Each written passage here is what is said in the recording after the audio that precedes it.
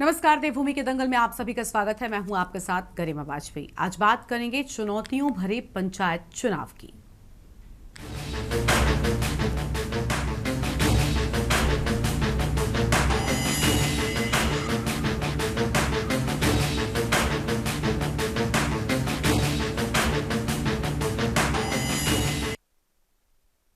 उत्तराखंड में monsoon season हर साल कई बड़ी चुनौतियां साथ लेकर आता है। इस बार सरकार के लिए ये चुनौती दोगुनी हो गई है। इस बार मॉनसून सीजन के बीच पंचायत चुनाव होने जा रहे हैं। उत्तराखंड में 2 जुलाई से पंचायत चुनाव के लिए नामांकन प्रक्रिया शुरू हो गई थी। पंचायत चुनाव की प्रक्रिया 31 जुलाई को चुनाव परिणाम के साथ खत्म होगी। जुलाई माह का ये पूरा महीना उत्तराखंड में मॉनसून सीजन के पीक टाइम का माना जाता है। ऐसे में आपदा प्रबंधन विभाग के लिए ये कहना कितना बड़ा टास्क है। आपदा प्रबंधन के मुताबिक उत्तराखंड मौसम और प्राकृतिक आपदा से आने वाली किसी भी तरह की विपरीत परिस्थितियों से लड़ने के लिए पूरी तरीके से तैयार है।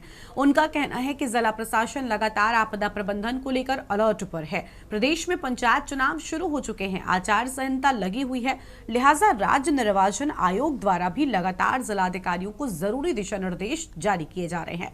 उन्होंने कहा, आपदा प्रबंधन की तरफ से प्रदेश में सभी पर्यटकों, तीर्थयात्रियों के अलावा प्रदेश में चल रही पंचायत चुनाव के दौरान पोलिंग पार्टी अधिकारियों और मतदाताओं को किसी भी तरह की दिक्कत न हो, उसके लिए हर संभव प्रयास किए जाएंगे। प्रदेश में मॉनसून सीजन के चलते लगातार मार्ग बाधित हो रहे हैं, भूस्खलन से सड़कें टूट रही हैं। इसको लेकर आपदा प्रबंधन ने इलेक्शन कमीशन की ओर से हेलीकॉप्टर की मांग की थी, जिस पर कार्रवाई करते हुए मुख्यमंत्री धामी के निर्देशों पर प्रदेश में 2 हेलीकॉप्टर स्टैंड बाय पर रखे गए हैं। उन्होंने कहा कि किसी भी तरह की आपदा में इन हेलीकॉप्टर्स का इस्तेमाल किया जाएगा। वहीं विपक्ष विषम परिस्थितियों में सरकार के द्वारा पंचायत चुनाव कराने पर कई सारे सवाल खड़े कर रहा है। आज इसी मुद्दे पर हम करेंगे विस्तार से चर्चा। खास मेहमानों का पैनल हमारे साथ में होगा, लेकिन उससे पहले एक नजर डालिए आज की इस खास रिपोर्ट पर।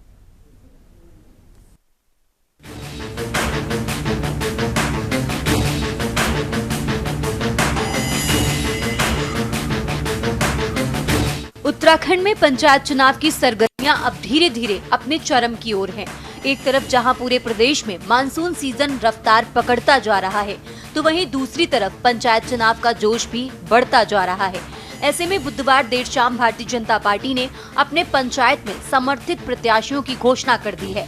साथ ही कांग्रेस ने भी समर्थित प्रत्याशियों की लिस्ट जारी कर दी है, लेकिन बीजेपी ने जिला पंचायत की 358 में से 319 सीटों पर ही अपने समर्थित प्रत्याशियों की घोषणा की है और 39 सीटों को छोड़ दिया है, यानी यहां पर समर्थित प्रत्याशी की घोषणा नहीं की है। बीजेपी द्वारा सूची जारी होने के बाद जब कई सीटों पर प्रत्याशियों की घोषणा नहीं हुई, तो क्षेत्र के लोगों में असमंजस का माहौल बना हुआ है और लोगों को समझ नहीं आ रहा कि आखिर ऐसा क्यों हुआ। लेकिन बीजेपी ने इसे अपनी राजनीतिक स्ट्रेटजी बताया है। दरअसल प्रदेश में मौजूद जिला पंचायत की 358 सीटों में से 39 सीट बीजेपी के लिए इसलिए सर का दर्द बनी हुई है, क्योंकि यहाँ पर भाजपा के एक नहीं कई दावेदार मैदान में डटे हुए थे। आपको बता दें कि कई सीटों पर बीजेपी समर्थित प्रत्याशियों की घोषणा नहीं की गई। कई सीटों पर नहीं बीजेपी प्रत्याशी। चमोली में 5 सीट, सैंजी, पिलंग, रानो, विनायक, हॉट कल्याणी। पौड़ी में 4 सीट, बमराड़ी, बीरोंखाल, बधेड़ थलीसरैण, टीला थलीसरैण, भरनौ थलीसरैण। पिथौरागढ़ 1 सीट, लेलू प्रथम, बागेश्वर 1 सीट, पिंगलों। देहरादून ग्रामीण 2 सीट, डाक पत्थर द्वितीय, एटनबाग। टिहरी में 4 सीट, बंगलो की कांडी, हरियाणा, पलेडी, डोडरियाल, पैरोल। ऋषिकेश में 1 सीट, साहबनगर। उत्तरकाशी में 9 सीट, डुंडा, जेमर, फोल्ड, पुजार गांव, न्यू गांव, गेमला, भंडार रस्यू, गडोली, बड़गांव, हुडोली, कोटगांव, जखोल, नानई। चंपावत में 2 सीट, धुरा, कानीकोट। रानीखेत में 4 सीट, ईडा, इकरोला, मोहनरी, पिलखोली।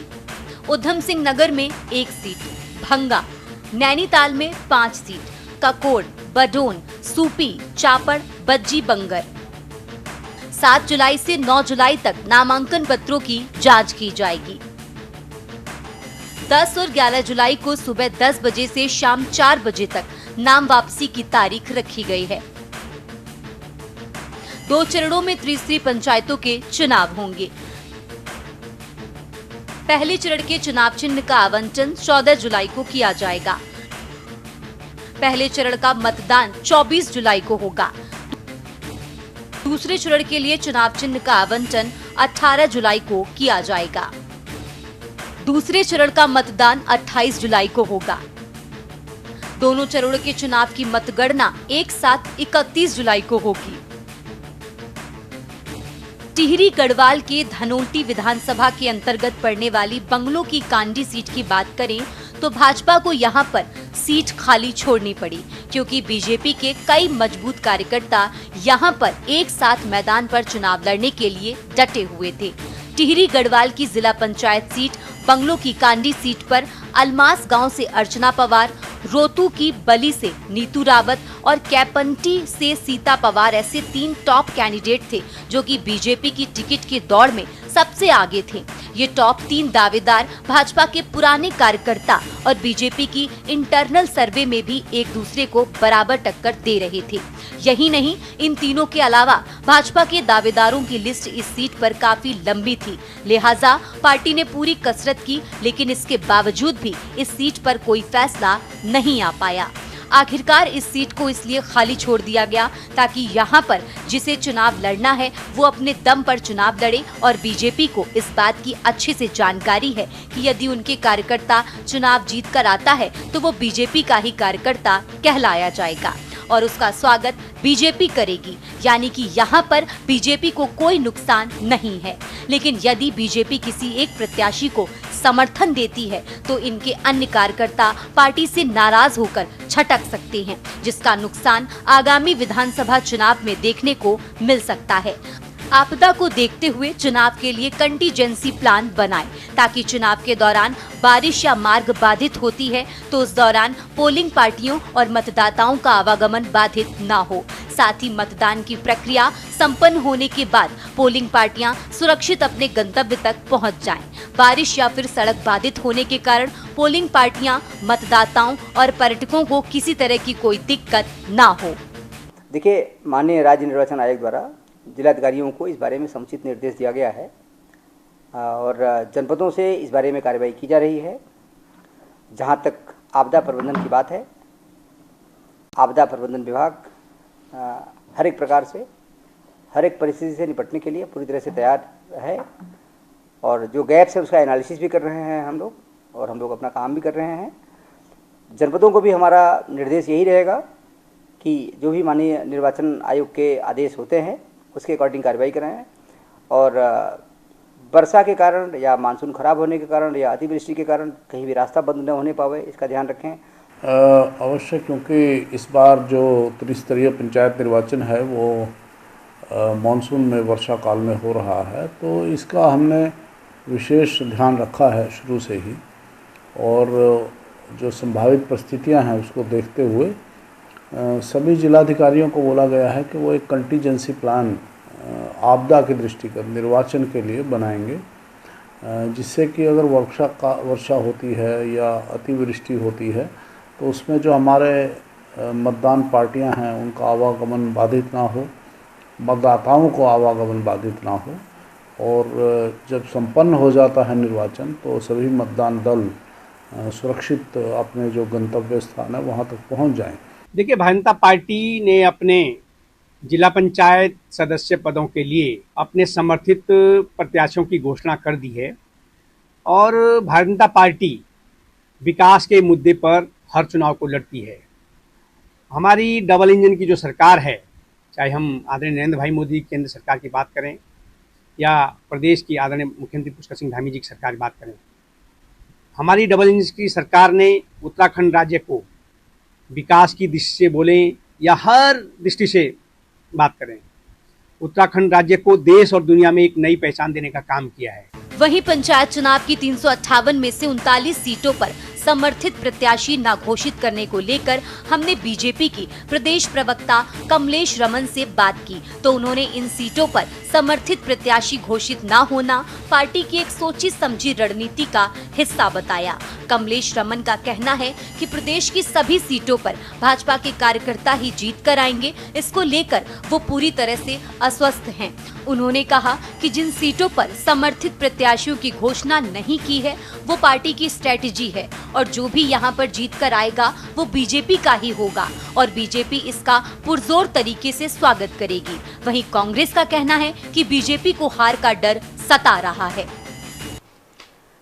देखिए, जिला पंचायत के चुनाव हमारे लिए बहुत ही महत्वपूर्ण है और जहां पर हमने अपनी ओपन सीटें रखी हैं वो भी हमारी रणनीति का एक हिस्सा है और क्योंकि भारतीय जनता पार्टी की पूरी तैयारी है, सब जगह से भारतीय जनता पार्टी के प्रत्याशी जीत करके आएंगे और जहां पर हमने ओपन छोड़ी है वो भी जीत करके आएंगे और भारतीय जनता पार्टी ज़्यादा से ज़्यादा अपने प्रत्याशियों को जिता करके लाएगी। और भारतीय जनता पार्टी ने जिस तरीके से जगह जगह अपने केंद्र की और राज्य की योजनाओं को पहुँचाने का काम किया, क्योंकि कार्यकर्ता और संगठन में जिस तरीके का तालमेल भारतीय जनता पार्टी के अंदर है, मुझे लगता है कि हम जिला पंचायत के चुनाव तमाम उन सीटों पर हम जीतने जा रहे हैं और हमारा कार्यकर्ता वहां पर लोगों के बीच में लगातार बना हुआ है। ज़्यादा से ज़्यादा जीत करके हमारी सीटें यहां पर पहुंचेंगी और हमारा परचम लहराएगा जिला पंचायत के चुनाव में। पंचायत चुनाव को लेकर के बड़े बड़े दावे कर रही थी और पहले तो पंचायत चुनाव में जाने की हिम्मत ही नहीं जुटा पा रही थी, इसीलिए पंचायतों का कार्यकाल समाप्त होने के बाद वहां पर प्रशासक बिठाने का उन्होंने काम किया। जब माननीय हाईकोर्ट का डंडा चला, विपक्ष ने सरकार को घेरने का काम किया, तब जाकर के अब पंचायतों के चुनाव हो रहे हैं। और कांग्रेस पार्टी तो लोकतंत्र में हमेशा चुनाव के लिए तैयार रहती है और हमने अपने जिला पंचायत सदस्यों की अधिकांश लिस्टें भी जारी कर दी हैं और भारतीय जनता पार्टी अभी तक जो है अपनी पूरी लिस्टें भी जारी नहीं कर पाई है। जो भारतीय जनता पार्टी के प्रदेश अध्यक्ष पहले कह रहे थे कि हम ग्राम प्रधान स्तर तक में जो है पार्टी के सिंबल पर चुनाव लड़ाएंगे, अब वो जिला पंचायत में ही जो है लिस्ट जारी नहीं कर पा रहे हैं। तो इससे आप भाजपा के खोखलेपन का अंदाजा लगा सकते हैं। ये केवल बयानों में अपनी मजबूती जताते हैं। इस मानसून सीजन के दौरान प्रदेश में सामान्य से ज्यादा बारिश होने की संभावना है। इस बीच 24 से 28 जुलाई को त्रिस्तरीय पंचायत चुनाव के दृष्टिगत मतदान होना है, जिस दौरान भारी बारिश और पर्वतीय क्षेत्रों में बनी आपदा की स्थिति एक बड़ी चुनौती बन सकती है, जिसके चलते राज्य निर्वाचन आयोग और आपदा प्रबंधन विभाग ने चुनाव को लेकर रणनीतियां बनानी शुरू कर दी हैं, ताकि बिना प्राकृतिक व्यवधान के चुनाव कराया जा सके। आपको बता दें कि 28 जून को जारी संशोधित अधिसूचना के अनुसार 24 और 28 जुलाई को मतदान होना है, साथ ही 31 जुलाई को मतगणना होनी है। वर्तमान समय में प्रदेश के अधिकांश हिस्सों में बनी स्थितियों के चुनाव करना शासन प्रशासन के लिए एक बड़ी चुनौती बनी हुई है। हालांकि राज्य निर्वाचन आयोग भी इस बात को मान रहा है कि मानसून में चुनाव करना चुनौती है, जिसके चलते सभी जिलाधिकारियों और आपदा प्रबंधन को व्यवस्थाओं को दुरुस्त रखने के निर्देश दिए गए हैं। Uttarakhand desk report. इसी मुद्दे पर आज करेंगे विस्तार से चर्चा। खास मेहमानों का पैनल हमारे साथ में है। प्रभा बंदूनी जी, प्रदेश प्रवक्ता बीजेपी, आशीष सैनी, प्रदेश प्रवक्ता कांग्रेस पार्टी, दीपक रावत, केंद्रीय मंत्री यूकेडी, और रिटायर्ड कर्नल कैलाश देवरानी जी, अध्यक्ष यूएसएम, नमित डोभाल जी हमारे साथ में है, राजनीतिक विश्लेषक हैं। बहुत स्वागत आप सभी मेहमानों का। सबसे पहले प्रभा जी के साथ में। प्रभा जी, खुद निर्वाचन आयोग ने भी इस बात को माना कि हाँ, ऐसे मौसम में चुनाव चुनौती के बराबर हैं, लेकिन सरकार कह रही है, बीजेपी कह रही है कि नहीं, सब कुछ ठीक है। आपदा ग्रस्त प्रदेश में चुनाव का वक्त कितना ठीक है? लोगों ने भी विरोध किया, विपक्ष तो आवाज उठा ही रहा है। देखिए गरिमा जी, सबसे पहले तो मैं ये कहना चाहूंगी कि जब चुनाव आयोग ने तिथियों की घोषणा कर दी है तो उसके बाद अगर हम ये मान के चलते हैं कि जो उत्तराखंड है ये आपदाग्रस्त प्रदेश है, तो ये तो पहले से ही ऐसा नहीं है कुछ नया है। बारिश होती है तो बहुत ज्यादा बारिश यहाँ पर होती है और इस बार तो हम ये देख रहे हैं कि जो प्री मानसून है वो भी समय से पहले भी आ गया और इसमें भी बहुत ज्यादा बारिश हो रही है। लेकिन देखिए, जिस प्रकार से जो राज्य में पंचायत चुनाव होने थे वो तो जब चुनाव आयोग ने उनकी घोषणा कर दी है, आचार संहिता लग गई है, तो उसके बाद देखिए अब हम ये कहें कि अब बारिश है, अब बारिश नहीं है, तो देखिए उसका तो चुनाव पर ऐसा कोई फर्क नहीं पड़ने वाला है और जनता ने इसका ऐसा कुछ बातें नहीं बनाई है। ये तो मैं कहूंगी केवल विपक्ष एक इनको आधार बना रहा है, क्योंकि इनकी अपनी कोई तैयारियां नहीं है। जब चुनाव नहीं हो रहे थे तो वो यही विपक्ष था जो कह रहे थे कि हम जो सरकार चुनाव नहीं करवा रही है, और जब अब चुनाव की घोषणा हो गई है, तारीखें उनकी सब कुछ, चुनाव आचार संहिता लग गई है, तो अब ये लोग मौसम का बहाना लेकर बैठे हैं। तो कहीं ना कहीं ये दिखा रहा है कि इन्होंने अपनी हार अभी से स्वीकार कर ली है, ताकि भविष्य में जब चुनाव के परिणाम आएंगे तो इनको ये ना कहना पड़े कि हम हार गए, क्योंकि ये बता देंगे कि मौसम खराब था, इन्होंने समय पे चुनाव नहीं करवाए। तो देखिए वो तो सब एक कहने वाली बात है, लेकिन मैं आपको ये बताना चाहूंगी कि देखिए सरकार ने निश्चित तौर पर चुनौतियां होती हैं अगर मौसम की ठीक नहीं होता है, लेकिन सरकार ने पूरी तैयारियां कर रखी है। जो हमारा आपदा प्रबंधन विभाग है उसकी तरफ से पूरी तैयारियां हैं, जो जिला प्रशासन अधिकारी हैं वो हर जगह जो भी गाँव है, दूरस्थ गाँव है, वहां पर उन्होंने पूरी मैं ये कहूंगी एक टीम, रेस्क्यू ऑपरेशंस, सारी टीम वहां पे तैयार रखी हुई है। क्योंकि देखिए अगर राज्य में चुनाव होंगे तो कहीं ना कहीं ये सरकार की भी जिम्मेदारी बन जाती है कि जो भी वहां पर पोलिंग पार्टियां जाएंगी, जो भी मतदाता घर से निकलेंगे, और जगह जगह मौसम की वजह से कई जगह हम देखें बहुत ज्यादा बारिश हो रही है, जल भराव हो जाता है वहां पर, तो निश्चित तौर पर उनकी सुरक्षा की जिम्मेदारी सरकार की, और सरकार इस जिम्मेदारी को निभाने के लिए पूरी तरह से तैयार है। जितनी भी ये टीमें हैं, अभी हम सुन रहे थे न्यूज में कि जो हमारे हेलीकॉप्टर है उनको भी रखा गया है। अगर मौसम ठीक होगा और कहीं पर सुविधाएं हमें देनी होंगी तो उन सुविधाओं को भी वहां पर दिया जाएगा।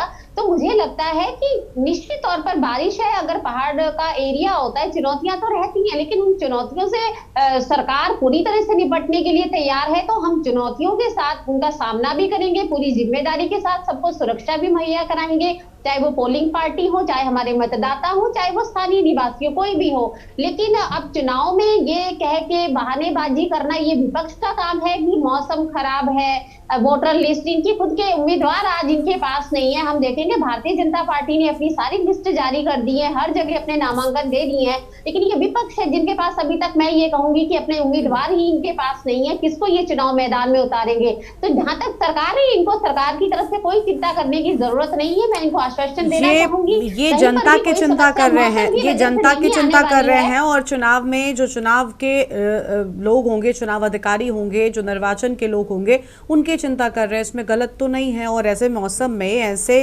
आपदा प्रभावित प्रदेश में, ऐसे वक्त पर चुनाव, सवाल तो देखिए उठेंगे अपने आप में। ठीक है, कांग्रेस पार्टी के प्रवक्ता का रुख कर लेते हैं। आशीष सैनी जी प्रदेश प्रवक्ता हमारे साथ में हैं। बहुत स्वागत आशीष जी, आपका क्या कहना चाहेंगे? सत्ता पक्ष कह रहा है कि सारी तैयारियां हो चुकी हैं, हेलीकॉप्टर भी विषम परिस्थितियों के लिए रखे गए हैं। देखिए, इनसे सवाल पूछते हैं कुछ और, जवाब कुछ और देते हैं। सवाल पूछा गया कि जो चुनाव आपने 1.5 साल से, 1.25 साल से टांग रखे थे, अचानक से उनको बरसात के मौसम में कराने की क्या आवश्यकता पड़ी? तो जवाब दिया इन्होंने कि देखो जी, हमारी तैयारी पूरी है, इनकी तैयारी नहीं है। तैयारी पूरी होती तो आप समय पे चुनाव कराते, तब भी आपके पास फोर्स थे, हेलीकॉप्टर था, सब कुछ था। दूसरी बात, ऐसी जबरदस्ती क्या कारण है कि आपने चुनाव आयोग का सारा काम अपने ऊपर ले लिया है? आपने कहा सरकार ऐसा कर देगी, सरकार ऐसा कर देगी। चुनाव आयोग ने जो चुनाव की घोषणा की है वह केवल हाईकोर्ट के ऑर्डर के अनुसार की है। आपने उसमें घोटाला 2 किए हैं, आरक्षण का चक्रीकरण और वोटर लिस्ट जो 3 दिन में आपने पास कराई है, और जो फर्जी वोट उसमें शामिल कर लिए। आज उसके परीक्षण की बात करेंगे तो वो संभव नहीं है, क्योंकि चुनाव में नॉमिनेशन भरे जा चुके हैं और काम शुरू हो गए। आप एक सरकार के रूप में जो आपकी जिम्मेदारी थी उसे पूरा करने में विफल रहे। आपके मुख्यमंत्री 4 साल पूरा करने का जश्न मना रहे हैं, और जनता तो आपकी सरकार से पूरी तरह से नाराज है। एक पैरामीटर पर भी काम हुआ नहीं है। दूसरी बात, तीसरा जो सबसे जुड़ा हुआ चुनाव से मुद्दा है, आप लोगों ने कहा कि हमने प्रत्याशी, अपने समर्थित प्रत्याशी घोषित कर दिए हैं और हम बस अब चुनाव के मैदान में और हम जीत जाएंगे। जबकि सही स्थिति ये है कि चुनाव के दिन आपका सारा चुनाव का परिणाम जिलाधिकारियों के ऊपर निर्भर होगा। जिलाधिकारी महोदय यदि संविधान का पालन करेंगे तो आम आदमी जीतेगा जिसको जनता वोट देगी। यदि वो आपके इशारे पर चलेंगे तो वो हर जीतने वाले गले में भाजपा के मारा डाल देंगे और पटका डालकर उन्हें घोषित कर देंगे। ये जो जिलाधिकारियों का जो दम आप दिखाते हैं चुनाव परिणाम और मतगणना वाले दिन पे, इस वजह से आपकी जो तानाशाही है वो साफ दिखने लगी है। आज सरकार ना तो जनता को न्याय दे पा रही है चुनाव के समय में, और इस तानाशाही के कारण आप राज्य की अर्थव्यवस्था चौपट कर चुके हैं। ये जो चुनाव आप करा रहे हैं ये केवल आपने 1.5 साल जो भ्रष्टाचार किया उसको मजबूरी आपकी बन गई, क्योंकि राज्यपाल ने प्रशासकों का कार्यकाल बढ़ाने से मना कर दिया, तो तब आपको चुनाव कराना पड़ा। असली स्थिति यही है कि आप लोग ना तो कोई काम कर पाए हैं ना कर पाएंगे, और आपने देश को और प्रदेश को अंधेरे में रखने का काम किया। तीसरी बात, आपने आरक्षण का रोस्टर ना चेंज करके आपने अपनी पार्टी के कार्यालय में बैठ के डिसाइड किया कि हम आरक्षण का रोस्टर चेंज नहीं करेंगे, जिससे जो लोग सोचते हैं कि अगर एक सीट आरक्षित है अथवा अनारक्षित है और उसके परिवर्तन होने की संभावना रहती है, वो जो राजनीतिक अवसर था आपने उस पर धोखेबाजी की है, जिसे सरासर बेईमानी कहेंगे। और आपने अपने जिला पंचायतों में अधिक जीतने की कोशिश करने के लिए आपने जो फर्जी वोट शामिल किए, ध्यान रखना कि अगर बूथ पे एक भी फर्जी वोट दिखाई दिया तो कांग्रेस पार्टी पूरा संघर्ष करेगी और न्याय के लिए लड़ेगी। ठीक है, लौटेंगे आपके पास में। दीपक रावत जी हैं, केंद्रीय मंत्री, यूकेडी की ओर से स्वागत सर आपका भी। दीपक जी क्या कहना चाहेंगे? समय को लेकर सवाल है कि आखिर ऐसे वक्त में क्यों?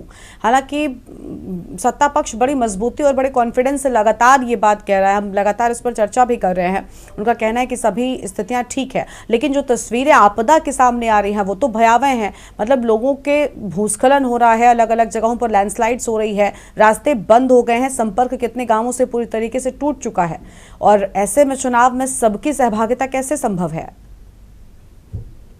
गरिमा जी, अगर मैं भारतीय जनता पार्टी के प्रवक्ता की बात को और आगे बढ़ाऊं कि विपक्ष की तैयारी नहीं है, तो ये क्या हम मान के चल रहे हैं कि पिछले 1.5 साल से बीजेपी की तैयारी भी नहीं थी, जो डबल इंजन ट्रिपल इंजन की दम भरती रहती थी?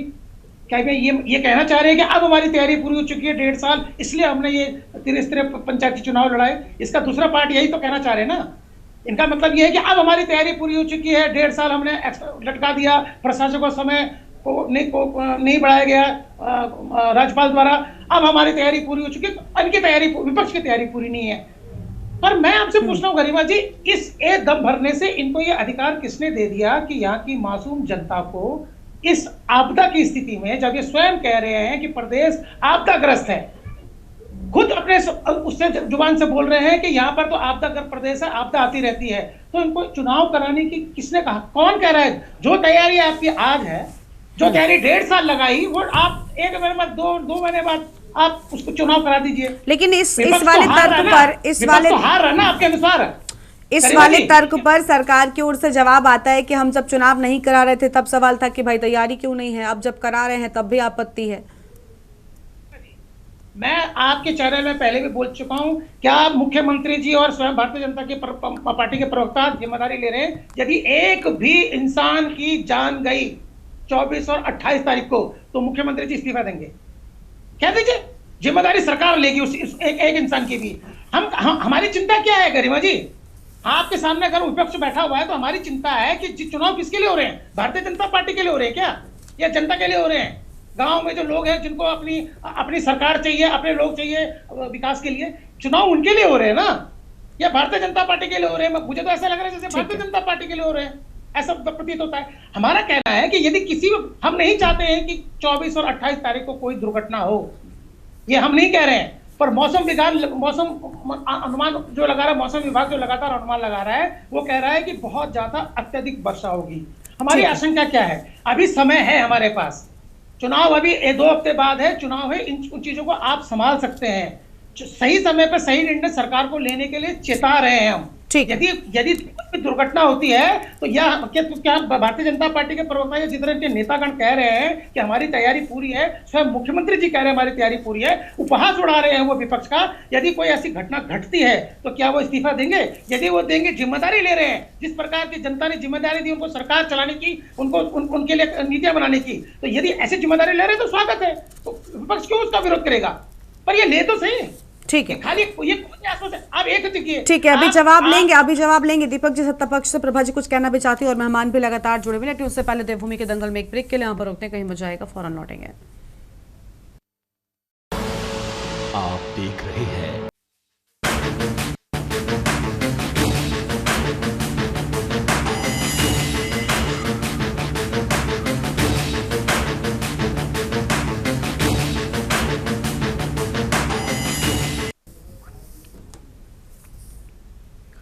ब्रेक के बाद देवभूमि के दंगल में आप सभी का स्वागत है। चर्चा में आगे बढ़ेंगे, उससे पहले इस बीच झारखंड से एक बड़ी खबर सामने आ रही है, उसका रुख कर लेते हैं। झारखंड के रामगढ़ से बड़ी जानकारी आपको हम बता दें। झारखंड के रामगढ़ से बड़ी खबर, सीसीएल की लीज होल्ड एरिया में बड़ा हादसा होने की बात सामने आई है। अवैध कोयला खदान का चाल धंसने से 4 की मौत, बड़ी जानकारी आपको हम बता रहे हैं। मौके पर कुछ पुलिस, सीसीएल कर्मी और अधिकारी मौजूद हैं। अहम खबर आपको हम बता रहे हैं, अवैध कोयला खदान का चाल धंसने से 4 लोगों की मौत हो गई।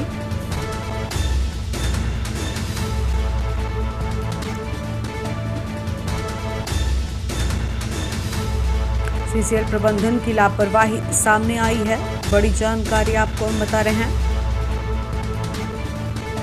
कुछ ओपी क्षेत्र का मामला है और इसके अंदर में कोई प्राइवेट पर्सन घुसता है तो कंप्लीट इलीगल है।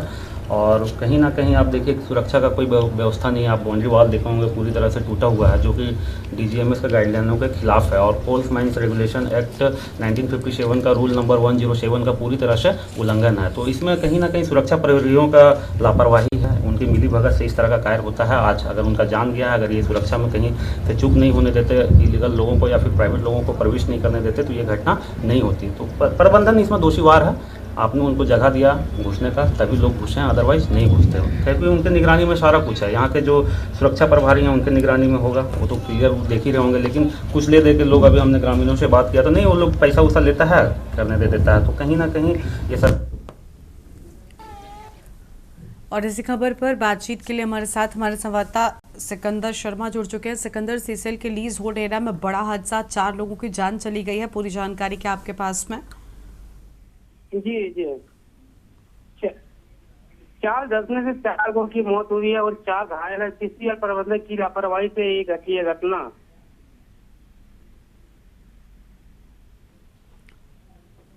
घायलों की स्थिति कैसी है फिलहाल? वो अभी नाजुक हॉस्पिटल में सबकी इलाज चल रही है और डीजीएम के आदेश का लगातार उल्लंघन किया जा रहा था, जिसके कारण से यह घटना घटी है।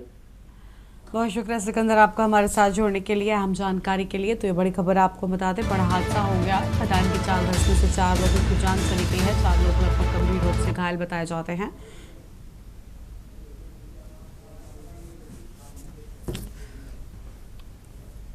वापस से अपने कार्यक्रम का रुख कर लेते हैं। खास मेहमान लगातार हमारे साथ में बने हुए रिटायर्ड कर्नल कैलाश देवरानी जी का रुख कर लेते हैं, अध्यक्ष एसएम की ओर से। बहुत स्वागत कैलाश जी आपका। कैलाश जी, क्या कहना चाहेंगे? विपक्ष कह रहा है कि भाई जिम्मेदारी ले ले मुख्यमंत्री या सत्ता पक्ष, कोई भी अनहोनी होती है तो उसका जिम्मेदार कौन होगा? तो क्या इससे चीज़ें ठीक हो जाएंगी? कैलाश जी, क्यों आखिर ऐसा कर रही है सरकार? के इस वक्त में चुनाव कराने के पीछे मंशा क्या हो सकती है? हाँ, जय हिंद गरिमा जी। जैसे कि विपक्ष जो सवाल उठा रहा है वो बिल्कुल जायज सवाल है। देखिए, हम तो पहले से कह रहे हैं कि इन लोगों ने इस समय जो चुनाव प्रारंभ कराए, आपने देखा कि 4 धाम यात्रा से हमें कितने सबक मिले हैं। बोलते हैं ना, दूध का जला छाछ को फूंक फूंक के पीता है। जो 4 धाम यात्रा में दुर्घटनाएं हुई, उससे हमें एक सबक तो सीखना चाहिए था कि भाई कांवड़ यात्रा सामने, उसके बाद चुनाव आपके सामने आ जाएंगे। मौसम इतने भौगोलिक दृष्टि से उत्तराखंड जो है हमेशा आपदाएं इस समय बनी रहती है बरसात के समय में, तो इसमें कुछ न कुछ सरकार को सोचना जरूर चाहिए था। लेकिन सरकार के ऊपर भी जब डंडा हाई कोर्ट का आया तो इनको ये चुनाव कराने पड़े। लेकिन अब सरकार अगर ये चुनाव करवा रही है तो सरकार से मैं एक अनुरोध करना चाहता हूँ कि उसकी तैयारी बिल्कुल परिपूर्ण होनी चाहिए। अगर विपक्ष सही बोल रहा है, हर कोई बोलेगा कि हमारी उत्तराखंड की जनता को बिल्कुल भी नुकसान नहीं होना चाहिए। अगर किसी को जान मान की हानि होती है तो इंटायरली गवर्नमेंट इज रिस्पॉन्सिबल, तो उसके लिए बोलना बहुत जरूरी है। और मैं जहां तक मुझे लगता है कि सरकार की अभी तक किसी प्रकार से कोई भी इसमें निश्चित तैयारियां हैं नहीं। एक चीज मैं और बोलना चाहता हूँ।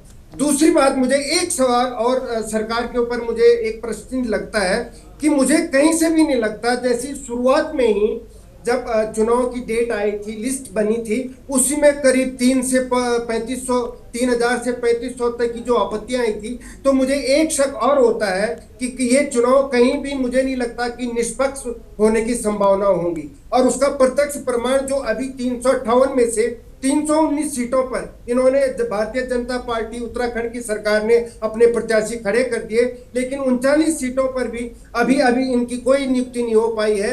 इसमें मुझे कहीं ना कोई दाल में काला लगता है कि आखिर ये भारतीय जनता पार्टी इसमें चुप क्यों है? क्या इसमें पार्टी की गुटबाजी है या कोई अंतरकलह है या इसमें संगठनात्मक एकता का अभाव है? देखिए गरिमा जी, पंचायत चुनाव जो है राजनीति में कहीं बढ़कर गांव की जमीन से जुड़े हुए उन लोगों का चुनाव है जो किसी पार्टी नहीं बल्कि उम्मीदवार या एक व्यक्ति विशेष की नियत, निष्ठा, सेवा भाव और उसको सेवा भाव को दिखाते हैं, उनको भरोसा करते हैं। लेकिन बीजेपी ने इसे बाजार बना दिया है। मैं बता रहा हूं आपको, जहां चरम सीमा पर मोल भाव हो गए हैं वहां प्रत्याशी घोषित कर दिए गए 39 सीटों पर ये देख रहे हैं कि जो निर्दलीय जीत जाएगा उसको जो है ये अपनी तरफ मोल भाव करके कर लेंगे। और जब लास्ट में टीवी डिबेट होगा या न्यूज़पेपर में आप देखेंगे कि भारतीय जनता पार्टी ने 358 में से इतने सीटों पे जीत हासिल कर ली। मतलब इसमें कहीं ना कहीं भारतीय जनता पार्टी की जो है निष्पक्षता में भी मुझे सवाल खड़े होते हैं। देखिए, जिला पंचायत भारतीय जनता पार्टी अगर जिला पंचायत जैसे चुनाव में अपने प्रत्याशी तय नहीं कर पा रही है तो आगे गाँव की मूलभूत जो समस्याएं हैं भला उस पर ये कैसे उसको हल कर पाएगी? ये चुनाव जो है गांव के अस्मिता के चुनाव होते हैं, ये कोई लेकिन उत्तराखंड की जो भारतीय जनता पार्टी की सरकार इसे धन वैभव के बल पर, पैसों के बल पर कुचलने का प्रयास कर रही है। दूर दराज गांवों की जनता अपने जो है आने वाले 5 सालों के लिए ईमानदार जनसेवकों का सपना देख रही है और उधर भारतीय जनता पार्टी मोल भाव के द्वारा ईमान खरीदने पे लगी हुई है। इससे सरकार की आंतरिक कला, पारदर्शिता, लोकतांत्रिक मूल्यों में और कहीं ना कहीं छद्म राजनीति और भ्रष्टाचारी नीति साफ साफ दिखती है और मैं इसका पुरजोर विरोध करता हूँ। ठीक है, लौटेंगे आपके पास में। हमारे साथ में कुछ और मेहमान जुड़ चुके हैं। हमारे साथ नंदमणि ढोभाल जी भी हैं, राजनीतिक विश्लेषक हैं। स्वागत सर आपका। नंदमणि जी, विपक्ष सब एकजुट है लेकिन सरकार भी बड़े कॉन्फिडेंस के साथ कह रही है कि चीज़ें ठीक है। हालांकि एक तरफ तस्वीरें हैं जो ये दिखा रही कि भूस्खलन से किस तरीके से सड़कें टूट गई हैं, किस तरीके से पोलिंग बूथ तक पहुंचेंगे मतदाता, ये अपने आप में एक बड़ा सवाल है। उन तस्वीरों को देखकर ही आप अंदाजा लगा सकते हैं कि यहाँ पर किस तरीके से चलना या इन सड़कों पर यातायात तो संभव है ही नहीं। तो ऐसी स्थिति में कैसे चुनाव चुनौती नहीं है? ये स्थिति तो सत्तारूढ़ दल है भाजपा के अनुकूल जाती है और इस सबके बाद मैं जो आपको बताने की कोशिश कर रहा हूं कि संविधान में 73वां संविधान संशोधन, ये ग्राम स्वराज महात्मा गांधी का अपना एक सपना था कि वहां से हम ये चलाएंगे और अभी वो क्या स्थिति उनकी हो रही है वो बात की बात है। लेकिन अभी ये जो चुनाव हो भी रहा है तो ये सरकार नहीं करा रही है, भारतीय जनता पार्टी नहीं चाहती थी, वो तो अभी तक प्रशासक ही उन्होंने बैठा रखे थे और ये हाईकोर्ट के आदेश पर ये सब हो रहा है। सरकार ये कर सकती थी अगर उसके जो नीति या नियत सही होती तो उसको ये मैं समझता हूँ कि ये करना चाहिए था। जो और कोई ने तो जो मुख्य विपक्षी दल है कांग्रेस, उनके साथ बैठ के क्या एक कॉमन एक बनाया जा सहमति बनाई जा सकती थी, जिस सहमति को बना के आप हाई कोर्ट से अनुरोध कर सकते थे कि हमें ये जुलाई को छोड़ के कोई दूसरे उसमें आप डेट दीजिए, हम करा लेंगे। लेकिन हमारे प्रदेश की स्थितियां इस समय इतनी विकट हैं तो मैं नहीं समझता कि वो हाई कोर्ट इनको नहीं करता। लेकिन ये आपदा में भी अवसर तलाशने की बात है कि ये सब हो गया है, कोर्ट का बहाना है और इन पर ये थोपी जा रही है चीजें कि भाई पहले कह रहे थे कि चुनाव नहीं करा रहे हैं, अब हम करा रहे हैं तो कह रहे हैं चुनाव करा रहे हैं। तो ये डबल ये आपदा में अवसर तलाशने की बात है और वो तलाशी जा रही है।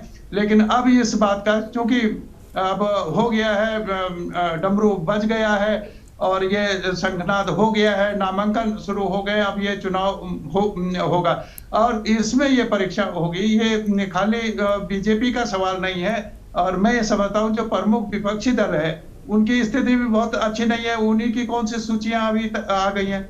भाजपा ने 358 में से 39 अभी उन्होंने घोषित नहीं की है, और वो कह रहे हैं कि हमारे स्ट्रेटेजिक रणनीति है। वो रणनीति तो यही होती है ना कि जो भी चीज जाएगा वो आप उसको उठा लेंगे, आपके गोद में बैठ जाएगा। ये स्टेज के, लेकिन ये सही तरीका नहीं है। अभी ना तो भारतीय जनता पार्टी करे कि आपके जिला पंचायत का मामला नहीं है, त्रिस्तरीय पंचायत चुनाव है। आपने प्रधान पद के लिए कितना को चयनित किया है, आपने क्षेत्र पंचायत के लिए कितना को चयनित किया है। वो दो जो प्रमुख घटक है जहां से जिला पंचायत शुरू होना है, वो उसके आप ना तो पंचायत की बात कर रहे हैं, ना क्षेत्र पंचायत की बात कर रहे हैं, अब सीधा जिला पंचायत पे आ गए। ये दो चीजें आपने उसमें छोड़ दी है। मैं समझता हूँ कि ये ठीक नहीं है। हमारी प्रथम इकाई लोकतंत्र प्रजातंत्र की जो प्रथम इकाई है वो हमारी ग्राम सभा है, ग्राम पंचायत है, और उस पर चर्चा ना हो तो इस चर्चा का ये अपने आप में बेमानी हो जाती है कि वहां क्या स्थिति है, वो कैसे करेंगे। बड़ी चुनौती ये है सरकार के सामने, निश्चित रूप से है कि जो चुनाव व्यवस्था है कि आपको पोलिंग पार्टी को ले जाना है मतदान केंद्र तक, और उनकी वो व्यवस्था आपको बैलेट पेपर ले जाना है मतदान केंद्र तक।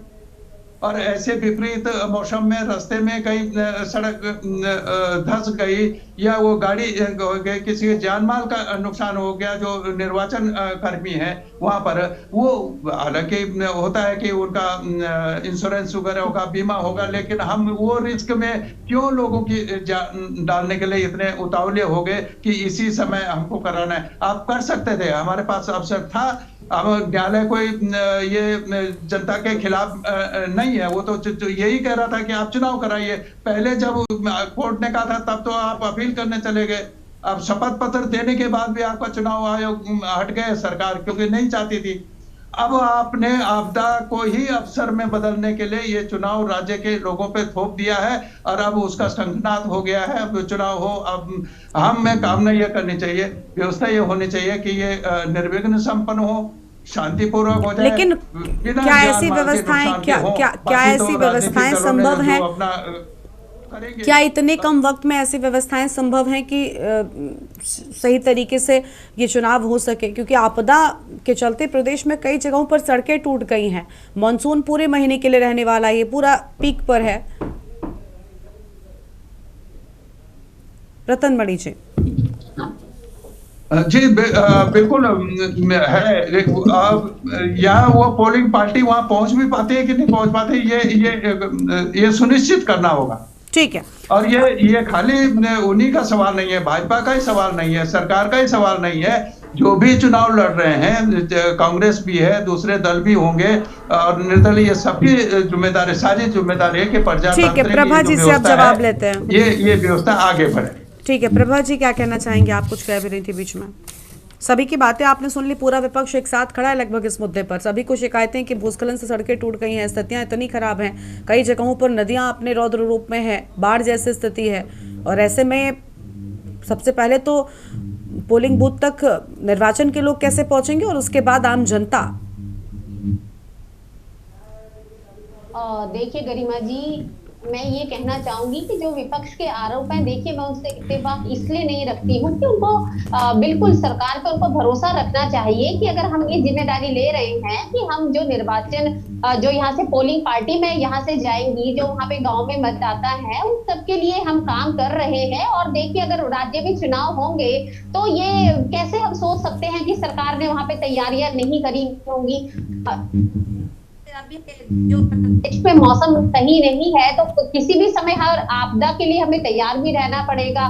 बारिश आ रही है तो क्या अभी तक भी जब भी जो राज्य में अभी तक भी जितनी हमने देखा है बारिश हुई है, भूस्खलन हुआ है, तो वहाँ पे जिस प्रकार से हमारे जो आपदा प्रबंधन विभाग ने काम किया है, तो वो सब लोगों ने देखा है कि कहीं से ऐसी कोई, मैं कहूँगी, समस्या नहीं आई है। देखिए कोई नहीं चाहता है, चाहे मैं तो ये कहूंगी कि इनफैक्ट कोई भी पार्टी हो कि कहीं पे भी किसी को किसी भी प्रकार का नुकसान हो। केवल ये नहीं हम कह सकते कि चुनाव है तो इस प्रकार अभी डोभाल जी ने बिल्कुल सही बात है कही है कि ये सबकी जिम्मेदारी है, जो गांव में लोग रहते हैं, जो पोलिंग पार्टी वहां पर जाती है, उनको पहुंचाना ये सभी दलों का भी काम है।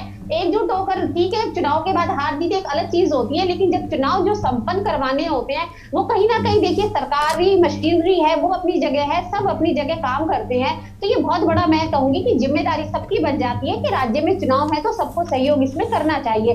लेकिन देखिए जब सरकार ये चुनाव हो रहे हैं तो हम ये कहेंगे हमारी तैयारी नहीं है, ऐसा तो हो ही नहीं सकता है। हमारे SDRF है, NDRF है, आपदा प्रबंधन विभाग है, वो सब मौसम को देखते हुए ही चुनाव जो हो रहे हैं उनको सब संज्ञान में लिया जा रहा है। और अगर कहीं पे ऐसी विषम परिस्थितियां लगेंगी, जो चुनाव की हमारी तारीख है, तो उसमें ऐसा भी हमने देखा है गरिमा जी, जो पोलिंग पार्टी होती है उनको 2-2, 3-3 दिन पहले भी रवाना कर दिया जाता है, ताकि ऐसा ना हो कि चुनाव से ठीक एक दिन पहले वो वहां पर पहुंच रहे हैं। तो ये सब जो सिस्टम बना हुआ होता है, ये चुनाव जो मैं कहूंगी आयोग होता है, वो सारी ऐसी उन्होंने प्रोटोकॉल वहां पर दिया हुआ होता है कि जिस क्षेत्र जहां पर भी चुनाव है उसी हिसाब से पोलिंग पार्टी को रवाना कर दिया जाए। तो वो देखा जाता है कि दुर्गम क्षेत्र है, नजदीक के है, तो अलग अलग चरणों में यहाँ से पोलिंग पार्टियों को रवाना किया जाता है। तो ये मैं कहना चाहूंगी, हमें अपने प्रदेश के जो जिला प्रशासन है उस पर हमें पूरा विश्वास है। आपदा प्रबंधन विभाग जितने भी हमारे विभाग है वो तत्पर है। चलिए बहुत अच्छी बात है, लेकिन ठीक है, हम भी यही चाहते हैं कि आप जो कामना कर रही हैं किसी को ना आए। ठीक है, हम भी यही चाहते हैं कि आप जो बातें कह रही हैं बिल्कुल ठीक साबित हों और कोई ऐसी स्थिति ना आए। लेकिन आशीष जी, आज प्रभा जी की एक बात सुनकर बहुत अच्छा लगा कि उनका कहना है कि हम जानते हैं कि कैसी स्थितियां होती हैं, दुर्गम स्थितियों के लिए उतनी तैयारी होती है। इस तो पूरे प्रदेश में हर बार ऐसा होता है। अभी मानसून के वक्त पर क्या पता नहीं होता कि मानसून आएगा और ऐसी दुर्गम स्थितियों में क्या स्थिति होगी। 4 धाम यात्रा आएगी तो क्या पता नहीं होता कि 4 धाम आएगी और क्या कुछ होगा, कितनी कमियां होंगी, सब कुछ पता होता है। हमें हर बार पता होता है कि ये चीज़ें होंगी। तो जितनी तैयारी का दावा बड़े कॉन्फिडेंस से प्रभा जी या बीजेपी हम कह लें, सरकार कह लें, चुनाव के लिए कर रही है, सभी स्थितियां ज्ञात हैं, फिर उनके लिए उतनी तैयारी क्यों नहीं होती? और अगर इतनी सब तैयारियां आप ऐसी नेचुरल चीजों के लिए कर सकें तो फिर क्या कहने? देखिए, भारतीय जनता पार्टी के लोग, इनके मंत्री और मुख्यमंत्री जी और इनके पार्टी के सभी सीनियर नेतागण और खासकर इनके समर्थक भी जिस प्रकार के दावे और वादे करते रहे हैं, उन पर कतई कोई भरोसा बिल्कुल होने का सवाल ही नहीं। इन्होंने हर मील के पत्थर पर झूठ बोलने का, उत्तराखंड को ही देखें। उत्तराखंड में मैं आपको बताता हूं कि हमने पहले ही मुद्दा उठाया था, खनन घोटाला। खनन घोटाले में मुख्यमंत्री और उनका पूरा कार्यालय, पूरी भारतीय जनता पार्टी, सारे विधायक अगर उसमें शामिल रहे हैं तो, और इन्होंने कहा कि हम जांच कराएंगे। 500 करोड़ रुपए घोटाले की जांच तक भी नहीं हुई और 2 रुपए का भी कोई रिकवरी नहीं हुई। नंबर 1 बात। दूसरा, ये तो भ्रष्टाचार को लेकर तमाम जो वादे मुख्यमंत्री जी ने किए, सब हर एक वादा झूठ है। प्रभा जी यहाँ बैठी है, मैं इनसे कल भी ये कह रहा था और आज भी यही कह रहा हूँ कि एक काम बताइए और फिर मैं उसमें आपको बताऊंगा कि इसमें घोटाला क्या हुआ है, कितनी अमाउंट का, कैसे है।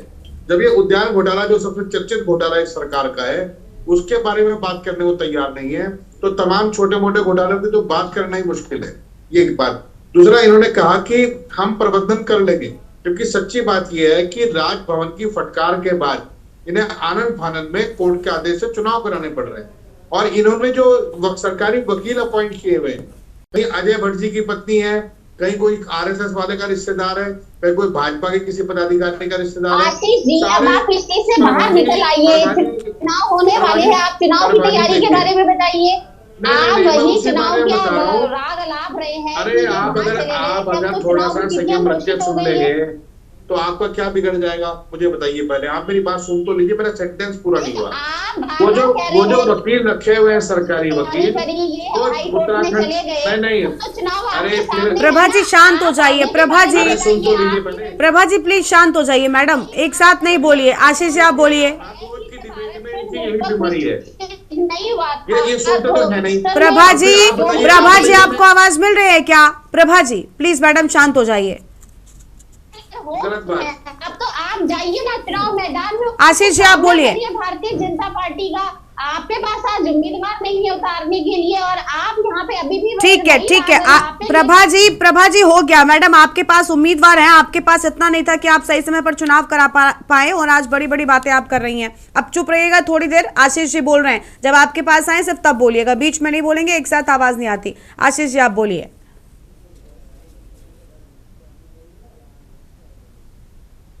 डोभाल जी हैं, दीपक जी हैं, कैलाश जी हैं, उन्होंने अपनी कुछ आशंकाएं जारी की। उन आशंकाओं के समाधान के लिए माननीय न्यायालय के सामने हमारे जो वकील हैं सरकार के, उनको अपनी बात रखनी चाहिए थी, लेकिन वकील हर केस तो हार जाते हैं, किसी केस में उनकी अपील टिकती नहीं है। हाई कोर्ट उनके द्वारा लिखी गई सारी बातों को उठाकर एक तरफ रख देता है। उन्हें मालूम है कि ये सरकारी वकील किस कंडीशन में बने, वहां पर जनता के हित में बात नहीं हो रही है। ये बिल्कुल मेरा सीधा आरोप है। बिल्कुल आप देखिए गरिमा जी, आप बताइए। ठीक है मैडम आप दोनों आपस में चर्चा करने के लिए बैठे हैं क्या? प्रभा जी मैडम आपको समझ में नहीं आता एक बार में? आपकी वजह से 15 दिन डिले हो गए, उसके बाद आपके वकील नहीं थे क्या? प्रभा जी आपको समझ में नहीं आता मैडम के बीच में नहीं बोला जाता है? आपसे कितनी बार ये बात बताई जाए? प्लीज हाथ जोड़ के विनती है मैडम, शांत रहिए, जब आपके पास आए सिर्फ तब बोलिएगा। प्रभा जी आप शांत हो जाइए प्लीज, समझ नहीं आता कि क्यों नहीं सुनते लोग। दीपक जी आप बोलिए। प्रभा जी प्लीज बीच में मत बोला कीजिए, जब आपके पास आए सिर्फ तब बोला करिए। आपसे बार बार बताते हैं लेकिन आप हैं कि मानती नहीं है।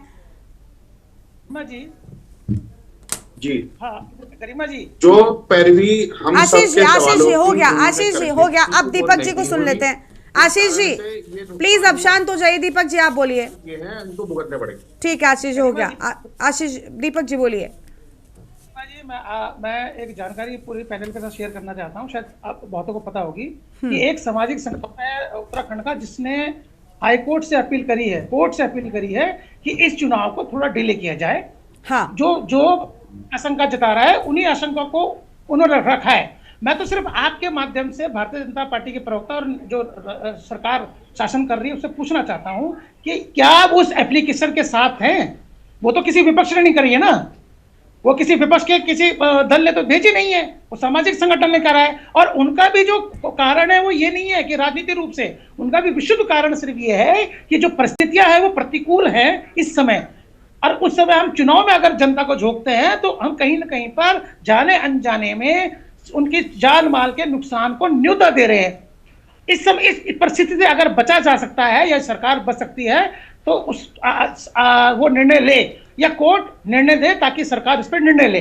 तो हम तो सिर्फ यही चाह रहे हैं, सबकी आशंका ये है। हम कौन कह रहा है कि इलेक्शन से आप जीतिए, इलेक्शन कोई हारेगा कोई जीतेगा, पहली बार नहीं है। ऐसा नहीं है कि भारतीय जनता पार्टी सबसे बनी तब से जीतती आई है, तो ये जीतने हारने का विषय नहीं है। पर भारतीय जनता पार्टी की दिक्कत क्या है कि चुनाव के मूड में वो ये सब कुछ भूल जाते हैं कि जिस जनता के लिए वो सरकार में बैठे हुए, जिस जनता ने नहीं। और अभी आज के डिबेट में भी लगातार प्रभा जी यही कह रही है कि कांग्रेस के पास ये नहीं, कांग्रेस के पास वो नहीं, प्रत्याशी नहीं, वो सेकेंडरी बात है। आप कांग्रेस का पास क्या कुछ है वो नतीजों में सामने आ जाएगा, अभी नतीजों का इंतजार कर लीजिए। लेकिन बात अभी हो रही है कि इस समय पर चुनाव क्यों, वो एक अलग मुद्दा, उस पर सरकार कुछ भी बोल नहीं रही है। कैलाश जी कुछ बोलेंगे आप? जी मैं ये बोलना चाह रहा हूँ, मैं एक लोकल न्यूज चैनल देख रहा था, उसमें देहरादून से ही हार्डली 20 किलोमीटर वहां पे जेसीबी से लोगों को इधर उधर रोड क्रॉस, नदी क्रॉस कराई जा रही है।